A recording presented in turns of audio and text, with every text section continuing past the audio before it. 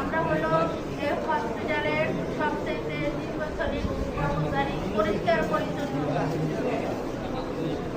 আমাদের 7 মাস ধরে আমাদের বেতন নাই। এর আগে 2 মাস বেতন আমাদের ডাইরেক্টর স্যার আইসা যেভাবে হোক কষ্ট করে তারা আমাদের মুক্তির টাকাইয়া সে ব্যবস্থা করে দিচ্ছে ডাইরেক্টর স্যার এবং আমাদের অন্য স্যার, তারপরে হলো আমাদের ওয়ার্ড মাস্টার স্যারেরা সবাই আমাদেরকে টাকাইয়া দিয়ে ওই জন্য আমাদের ব্যবস্থা করে দিচ্ছে। এখন আমরা 7 মাসের বেতন পাই না, আর আমাদের কোনো জায়গায় বেতন পাই না। এই জন্য আমরা একদিনও এই পর্যন্ত কোনো কাজের কোনো ঘাটতি রাখছি, কোনো জায়গায় কোনো কাজ আমরা একদিনও বন্ধ করি নাই, এক মুহূর্তের জন্য না। শুধু আমাদের ডাইরেক্টর স্যারের মুখে দিকে তাকায়, কারণ ডাইরেক্টর স্যার আমাদেরকে আশ্বাস দিচ্ছে, বলছে তোমরা যে পরিচ্ছন্নতা করতেছো আমি এর জন্য তোমাদের প্রতি অনেক এই জন্য আমরা